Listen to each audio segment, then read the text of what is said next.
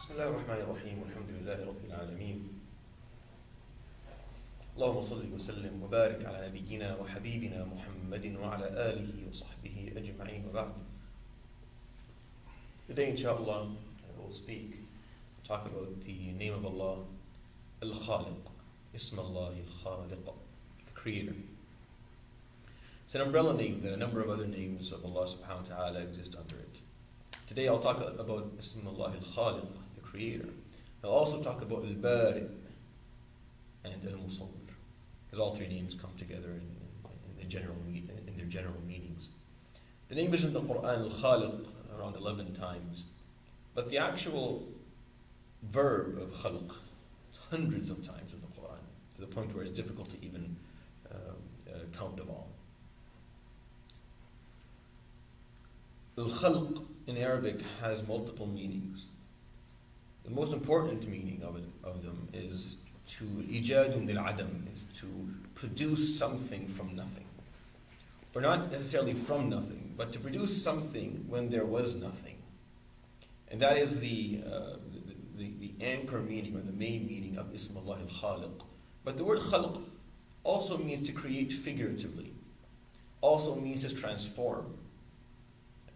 يخلقكم في بطون أمهاتكم خلقا من بعد خلق في ظلمات ثلاث. He creates you within the wombs of your mothers.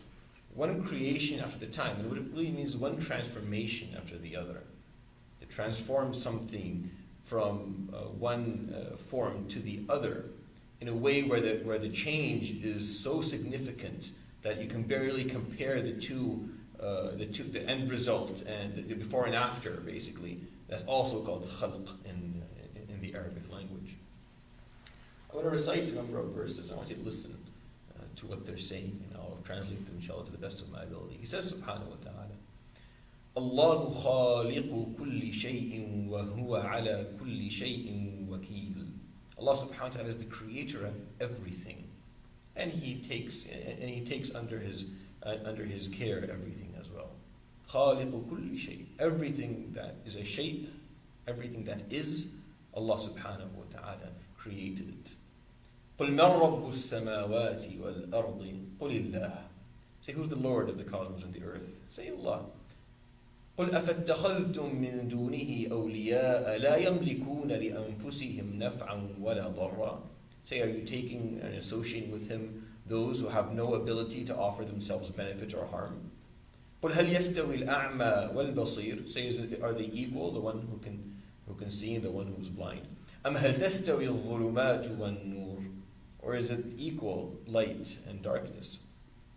أَمْ جَعَلُوا لِلَّهِ شُرَكَاءَ خَلَقُوا كَخَلْقِهِ فَتَشَابَهَ الْخَلْقُ عَلَيْهِمْ. Or are there associates with Allah subhanahu wa ta'ala who created creations like He created, and you're getting mixed up with all these different creations that you're looking at? قُلِ اللَّهُ خَالِقُ كُلِّ شَيْءٍ وَهُوَ الْوَاحِدُ الْقَهَّارُ. See, Allah subhanahu wa ta'ala is the creator of everything. He is the one, and He is the subduer subhanahu wa ta'ala. He says, إِنَّ رَبَّكُمُ اللَّهُ الَّذِي خَلَقَ السَّمَاوَاتِ وَالْأَرْضَ فِي سِتَّةِ أَيَّامٍ ثُمَّ اسْتَوَى عَلَى الْعَرْشِ. Indeed, it's your Lord who created the cosmos and the earth and everything between them in 6 of His days. ثُمَّ اسْتَوَى عَلَى الْعَرْشِ. Then he took control of His kingdom, of His throne. يُغْشِي اللَّيْلَ النَّهَارِ. He has night followed by day, entering each other. They're overlapping upon one another. يُغْشِي اللَّيْلَ النَّهَارِ يَطْلُبُهُ حَثِيثًا. They are in constant fellowship of one another. وَالشَّمْسَ وَالْقَمَرَ وَالنُّجُومَ مُسَخَّرَاتٍ بِأَمْرِهِ. The sun and the moon and the stars are all serving their purpose as He commanded subhanahu wa ta'ala. أَلَا لَهُ الْخَلْقُ وَالْأَمْرُ تَبَارَكَ اللَّهُ رَبُّ الْعَالَمِينَ. Indeed, creation and command is His subhanahu wa ta'ala. He says, جل جلاله, يَا أَيُّهَا النَّاسِ اعْبُدُوا رَبَّكُمُ الَّذِي خَلَقَكُمْ وَالَّذِينَ مِنْ قَبْلِكُمْ لَعَلَّكُمْ تَتَّقُونَ. O people, worship your Lord, the one who created you and created everyone before you, so that you may find true piety. يا أيها الناس اتقوا ربكم الذي خلقكم من نفس واحدة وخلق منها زوجها وبث منهما رجالا كثيرا ونساء. O people, have piety towards your Lord, who created you yet from one soul, and created from that one soul its spouse, and many people came from both of them. Subhanahu wa ta'ala. He says, Jalla Jalaluhu, in the verses that we recited not too long ago, خلق السماوات بغير عمد ترونها وأنزلنا من السماء ماء فأنبتنا فيها من كل زوج كريم. He created the cosmos without pillars that you can see, and He sent it from the sky water, and from that everything has come from the earth. هذا خلق الله. This is the creation of Allah subhanahu wa ta'ala. فأروني, so show me, ماذا خلق الذين من دونه. What did others create? This is His creation. What did others create? He says subhanahu wa ta'ala, وَلَقَدْ خَلَقْنَا الْإِنسَانَ مِنْ سُلَالَةٍ مِنْ طِينٍ ثُمَّ جَعَلْنَاهُ نُطْفَةً فِي قَرَارٍ مَكِينٍ. Indeed, we created the human being from an extract of the soil of the earth. And then we turned him into a small drop of semen in a firm resting place. قَرَارٍ مَكِينٍ, talking about the womb, a firm resting place. ثُمَّ خَلَقْنَا النُّطْفَةَ عَلَقَةً. Then we created that drop of semen into a clot of blood. ثُمَّ خَلَقْنَا الْمُضْغَةَ عِظَامًا. ثُمَّ خَلَقْنَا الْعَلَقَةَ مُضْغَةً. And then we created the clot of blood into a lump of flesh. ثُمَّ خَلَقْنَا الْمُضْغَةَ عِظَامًا فَكَسَوْنَا الْعِظَامَ لَحْمًا ثُمَّ أَنشَأْنَاهُ خَلْقًا آخَرَ. And then that lump of clay, of flesh, turned into bone, and that bone was covered with meat and skin, and then it transformed. It was created into a completely different thing. ثُمَّ أَنشَأْنَاهُ خَلْقًا آخَرَ. The narration that we have is that when the Prophet ﷺ reciting this verse from Surah Al-Mu'minun, that Mu'adh ibn Jabal was listening. So he said, radiallahu anhu, after the Prophet ﷺ recited, وَلَقَدْ خَلَقْنَا الْإِنسَانَ مِنْ سُلَالَةٍ مِنْ طِينٍ ثُمَّ جَعَلْنَاهُ نُطْفَةً فِي قَرَارٍ مَكِينٍ ثُمَّ خَلَقْنَا النُّطْفَةَ عَلَقَةً فَخَلَقْنَا الْعَلَقَةَ مُضْغَةً فَخَلَقْنَا الْمُضْغَةَ عِظَامًا فَكَسَوْنَا الْعِظَامَ لَحْمًا ثُمَّ أَنشَأْنَاهُ خَلْقًا آخَرَ. So Mu'adh said, فَتَبَارَكَ اللَّهُ أَحْسَنُ الْخَالِقِينَ. So the Prophet ﷺ قال صدقت فَتَبَارَكَ اللَّهُ أَحْسَنُ الْخَالِقِينَ. Indeed, exalted is the one who is the best of all creators, subhanahu wa ta'ala. Mu'adh heard the words and he guessed what the Prophet ﷺ was going to say next. Sallallahu alayhi wa sallam. فَتَبَارَكَ اللَّهُ أَحْسَنُ الْخَالِقِينَ. He says subhanahu wa ta'ala, الَّذِي أَحْسَنَ كُلَّ شَيْءٍ خَلَقَهُ وَبَدَأَ خَلْقَ الْإِنسَانِ مِنْ طِينٍ. The one who perfected everything that He created, and He began the creation of the human being from the soil of the earth. I'm going to go through verses that give us a certain sense of sequence.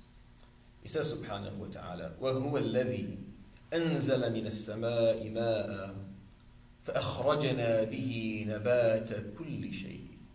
And He is the one who descended from the skies, water. And from it came the seed of everything. فَأَخْرَجْنَا بِهِ نَبَاتَ كُلِّ شَيْءٍ. The growth of everything came from water hitting the soil of the earth. فَأَخْرَجْنَا مِنْهُ خَضِرًا. And then after that first seed, then green began. The first creation. خَضِرًا. نُخْرِجُ مِنْهُ حَبًّا مُتَرَاكِبًا. And then layers of seeds. وَمِنَ النَّخْلِ مِنْ طَلْعِهَا قِنْوَانٌ دَانِيَةٌ وَجَنَّاتٍ مِنْ أَعْنَابٍ وَالزَّيْتُونَ وَالرُّمَّانِ. And then after that, all these different types of fruit and trees with everything that they have started to come forward. مُشْتَبِهًا وَغَيْرَ مُتَشَابِهًا. Some of them similar to one another and some of them very different. انظروا إلى ثمره إذا أثمر وينعه. Take a good look at it. When the fruit turns ripe, look at it. Look at the difference. Look at the beauty of it. إن في ذلك لآيات لقوم يؤمنون. Indeed, you'll find within that signs for those who believe. It says subhanahu wa ta'ala, وَقَدْ خَلَقَكُمْ أَطْوَارًا أَلَمْ تَرَوْا كَيْفَ خَلَقَ اللَّهُ سَبْعَ سَمَاوَاتٍ طِبَاقًا وَجَعَلَ الْقَمَرَ فِيهِنَّ نُورًا وَجَعَلَ الشَّمْسَ سِرَاجًا. Indeed, He created you in sequence, subhanahu wa ta'ala, one stage after the other in stages. Did you not see how Allah subhanahu wa ta'ala created the cosmos one layer upon the other? And in the sky at night you have the shining moon, and then you have the blazing sun. وَاللَّهُ أَنْبَتَكُم مِّنَ الْأَرْضِ نَبَاتًا. And indeed, you were grown from the earth like a plant. ثُمَّ يُعِيدُكُم فِيهَا وَيُخْرِجُكُم إِخْرَاجًا. And you'll be sent back in again. And you'll be resurrected once again later. He says subhanahu wa ta'ala, قُلْ سِيرُوا فِي الْأَرْضِ فَانظُرُوا كَيْفَ بَدَأَ الْخَلْقَ ثُمَّ اللَّهُ يُنْشِئُ النَّشْأَةَ الْآخِرَةَ. Go walk the earth and see how Allah subhanahu wa ta'ala began His creation. And then He will subhanahu wa ta'ala indeed resurrect us all on the day of judgment. He says subhanahu wa ta'ala, هَلْ أَتَى عَلَى الْإِنسَانِ حِينٌ مِّنَ الدَّهْرِ لَمْ يَكُنْ شَيْئًا مَذْكُورًا. Saying a time, indeed, he does it in a form of a rhetorical question. But indeed, there's a time that came when there was a time when the human being was not even a thought. And the human being, the word insan wasn't even a word that was used. The concept of the human being wasn't even introduced to anything that existed. When the people of Yemen came to the Prophet ﷺ and asked him about بدء هذا الأمر, how this all started, he said ﷺ, كان الله ولا شيء معه. It was Allah subhanahu wa ta'ala, and there was nothing. There was nothing. And if we really understand the reality of this universe is still Allah subhanahu wa ta'ala and nothing. We're just allowed a very, very small amount of time to exist, and then we're going to go away. Because that's what's going to happen at the end, isn't it? At the end, Yawm al-Qiyamah, Allah subhanahu wa ta'ala will take the lives of every living thing, including Jibreel, and including the angel of death himself, until there's nothing again. Again, there's nothing. So it starts out with nothing but Allah subhanahu wa ta'ala, it ends with nothing but Allah subhanahu wa ta'ala. So pretty much in the middle is the same thing. So it's just a small period of time that we're granted this existence here. Every law that exists in the universe is the creation of Allah subhanahu wa ta'ala. The basic laws that we know, the law of gravity and electromagnetism, and the small and large interaction, these are all Allah subhanahu wa ta'ala's laws. He created these laws subhanahu wa ta'ala to govern the world the way they do. So when we take time to actually look at what Allah subhanahu wa ta'ala created, keep in mind that all these laws that we are starting to discover and scratch the surface of understanding are the laws that Allah subhanahu wa ta'ala put in motion to allow the universe to exist the way it exists today. And that's really all this is. The difference between Khaleq and Al-Bari' and Al-Musawwir are the 3 points that we will never fully understand. Science will figure out everything else, as it is. But there are 3 things that we'll never understand, because science never looks at them. Science doesn't study this stuff. Al-Khaliq, the one that brought existence from nothingness. Science only looks at existence moving forward, from the Big Bang and after that. Before that, where that first atom came from, science doesn't care about that. Where did that first atom come from? Where did that first amount of matter and energy actually come from? Al-Khaliq subhanahu wa ta'ala. That's that first point. And then creation existed, and all these universes and galaxies and planets and stars and suns, and everything is rotating around a center and colliding, and amounts of degrees of heat that we can't even understand is occurring for billions of years. Billions of years is going on. And then that first sign of life on this planet, that first life, that first microorganism that was able to utilize energy. See, where did that first sign of life come from? We don't know. Science is not even interested in understanding how all of these elements, potassium and nitrogen and oxygen and hydrogen and iron and all these elements, how is it that they came together and made enzymes and made Golgi systems and made membranes and nucleuses, and doesn't know how we went from. It's all the same stuff. It's the same recipe. just throw in all these elements, turn it into life. Make it breathe. Make it take a breath. First moment, at the first sign of life, took a breath here on the planet. Al-Bari, subhanahu wa ta'ala, the creator of life. Muhyi is the grantor of life to something that was dead or something that was alive but is dead right now. So to grant it life again. Al-Bari is the one that created life. There was no life. It was just matter that was moving in high speeds, in huge densities, different degrees and different temperatures. But life, how did we go for that? Where did that first living organism come from? We think today that it existed somewhere in Australia, in the volcanic springs. But how did it take its first breath? We don't know. Not a clue. And then another question, the third point. Why is life the way it is? Why do living things want to continue to live? That's a given. That's a law that we use and utilize to understand everything. That's how we use it to describe behavior and to describe. But why is it that something that is alive wants to continue to live? Why? You may say, well, that's obvious. Of course, if you're alive, you want to continue. Yeah, I know. But why? Why is it that everything that is alive wants to continue to live? Wants to become stronger, wants to prosper, wants to reproduce? Why? Where does that drive come from? Science doesn't know where it comes from. Science describes it really well. Uses it as knowledge that allows us to understand why people behave the way they behave, why animals behave the way they behave, why it is that there's a high density, high volume of animals in certain areas, not in other areas, why the polar bear has a white coat and the grizzly bear has a brown coat and there are black bears. Why is it that they have these different color coats and why they look differently? Just understanding the base, describing how life. But the question is, why does life do that? Why? Where does life get that drive from? How does life know that it should survive, that it should adapt, that it should want to live? Al-Musawwir, subhanahu wa ta'ala, the grantor of purpose. Surah, it means picture in common language, but it really means is purpose. It's a thing, it has structure, it has some goal that it's trying to achieve, or else that's what the surah actually means. And Musawwir, the grantor of function and purpose. Or else life would have ended. But, life, not to be cheesy and quote Jurassic Park, but life will always find a way. Why? Because that's how Allah subhanahu wa ta'ala programmed it. Because that's how Al-Khaleq, Al-Bari, Al-Musawwir subhanahu wa ta'ala created it to be. And it's amazing. And it's breathtaking. And the more you learn about it, the more you're in awe of how Allah subhanahu wa ta'ala created all this. It's something that is extremely interesting. We still barely understand what's happening.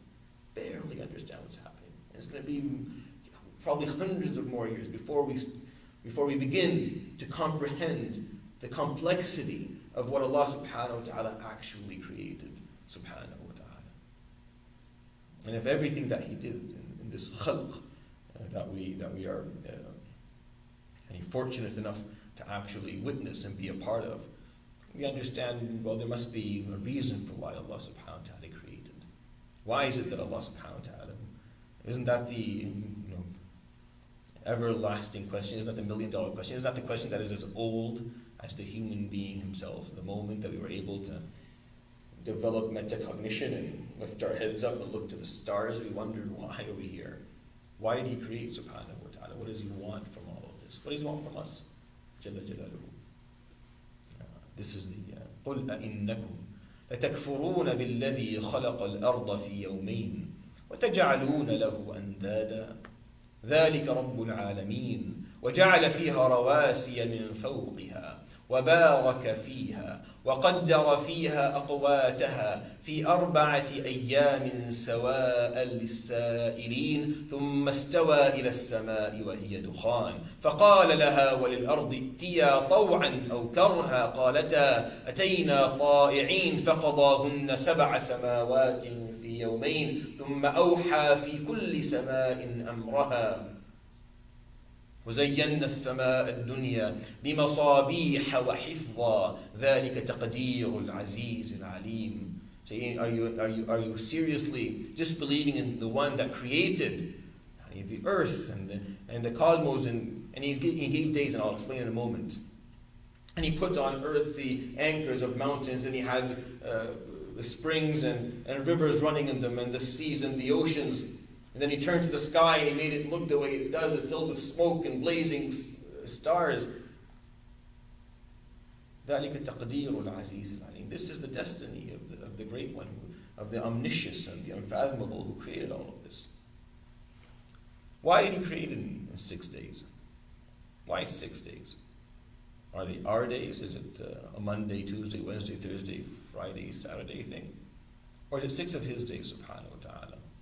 It's 6 of his days, Jalla Jalaluhu. We know now it's 13.8 billion years that took for all this to happen.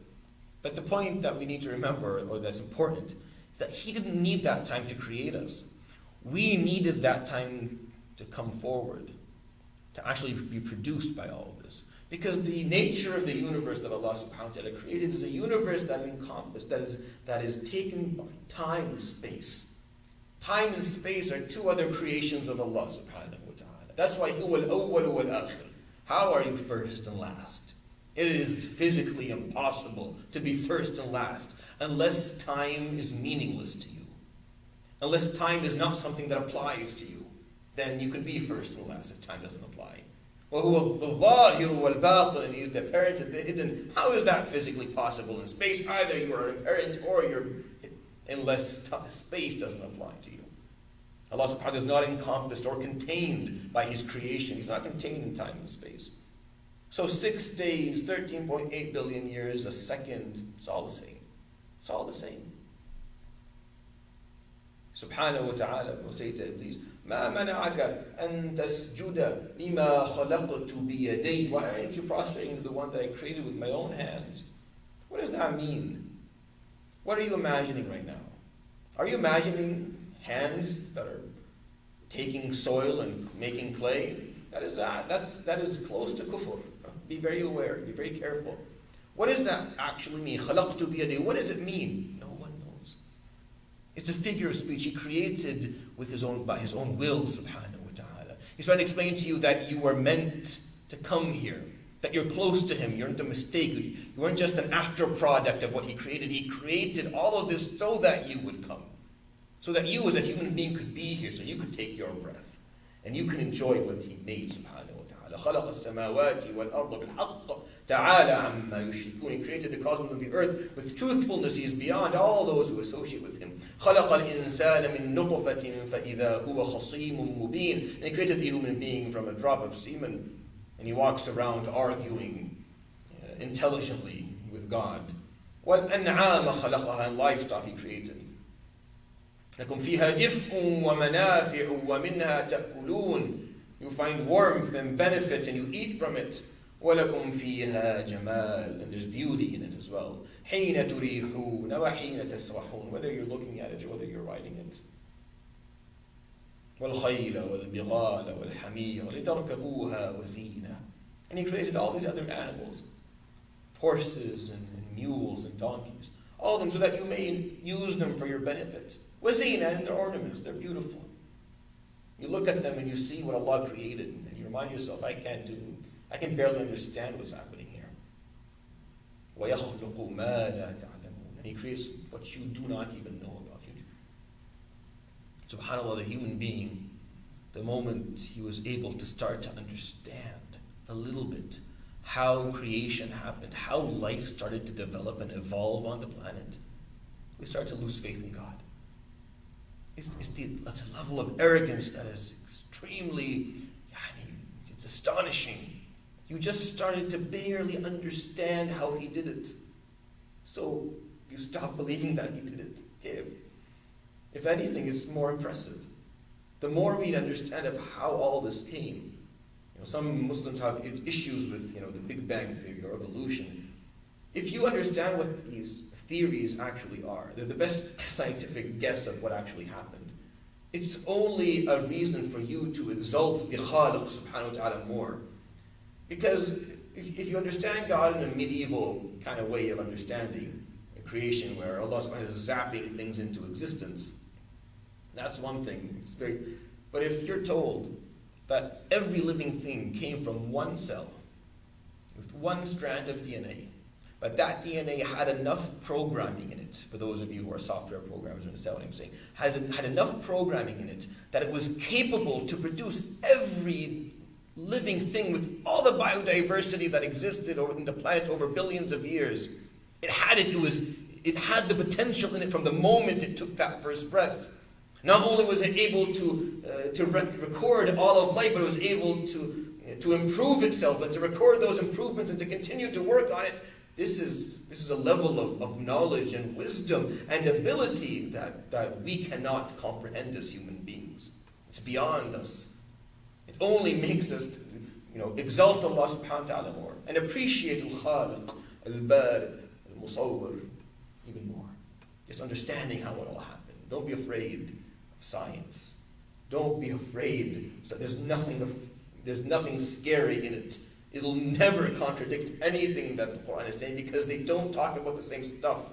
The Quran is telling us the general strokes of what people know, of what they see. The Quran is not a book of science. It's not explaining geology or biology. It's not talking about that. It's telling you, just take a look. Look at everything around you. Look how it all comes.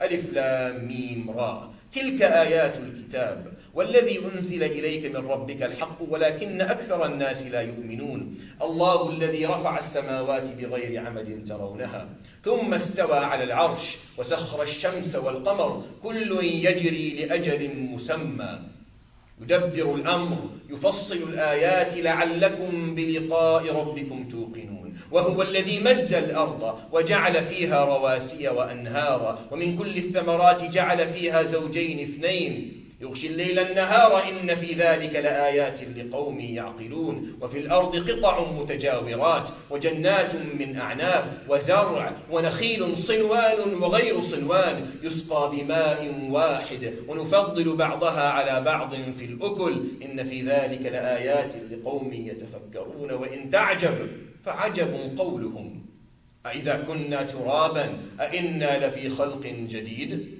أولئك الذين كفروا بربهم وأولئك الأغلال في أعناقهم وأولئك أصحاب النار هم فيها خالدون. Go back and read the first page of Surah Al-Ra'd and you'll understand what I'm trying to say. Understanding, learning, the more science offers us, the more we are in awe of what Allah subhanahu wa ta'ala created. Don't be afraid of it. Don't refuse any scientific theory based on religion. That's foolish. Very foolish. If you refuse anything scientific, you better be a scientist who has a better theory than the theory that's being offered. Because there's no contradiction, there's nowhere for it to contradict. The Quran doesn't talk about the detail. The Quran is not explaining scientific methods of creation. The Quran is giving us general strokes, asking us to take a look at how things happened, and then giving us a lot of symbolism. In the Quran, Allah subhanahu wa ta'ala talks about the creation of the human being from turab, and from there's different verses from turab, and ma, and teen al-lazim, and salsalin kal-fakhar, and salsalin min hama'in masnoon, and sulalatin min teen. From all of them, or is this just an issue of sequence, of graduality that, it took a long time? What difference to Allah is it? Whether Adam was created in a second, a millisecond, or created over 13 billion years. What difference does that make to Allah subhanahu wa ta'ala? Is not both the act of Allah subhanahu wa ta'ala? Is time the problem? Are we dissatisfied if it took a long time? Why? That just tells us more about our nature. Not about His nature subhanahu wa ta'ala. إِذَا أَرَادَ شَيْئًا كُن فَيَكُونَ. If He wants something, it's kun. But we took time to come here. Because that's our nature. We exist in time. We learn through time. We live through time. We suffer through time. We improve through time. We lose through time. We gain through time. We succeed through time. And we fail through time. And if we don't learn the value of time and gradual, everything about us is gradual. The way we grow up, the way we learn, the way we get better, the way we get worse. It's through time. How do we benefit from the name of Allah subhanahu wa ta'ala, Al-Khaliq? Well, be a Khaliq in the sense of transformation, not of creation. We can't take nothing and make it something. We can't grant something that is not viable life. And we can't give life purpose. These things have already happened and they're beyond us. But we can be creators of goodness, of khair. We can create opportunities for people. We can create Any services for people. Creation is taking something that does not have a form and then turning it to something that is very different from its first existence. That's creation. Do that. Create. Take elements that are lying around uselessly in the community and turn them into something that is functional, that is purposeful, that will offer services. That is the closest you'll come to creation. And that is how you learn from the name of Allah subhanahu wa ta'ala, Creator, and make sure that that's purpose is khair, in the service of other people. And that's how we can benefit from this name. And continue to learn, and do not fear anything that you read in a book of science, ever. It will only serve your faith and make it stronger. They'll never contradict, and even if you think they are, they're not. You just have to go back and re-understand the texts in a way that allows them to be more figurative and much more open rather than closed. I hope that was beneficial. Subhanakallahumma wa bihamdik. أشهد أن لا إله إلا أنت أستغفرك وأتوب إليك وصلى الله وسلم وبارك على نبينا محمد وعلى آله وصحبه أجمعين. جزاكم الله خيرا وبارك الله فيكم. السلام عليكم ورحمة الله تعالى.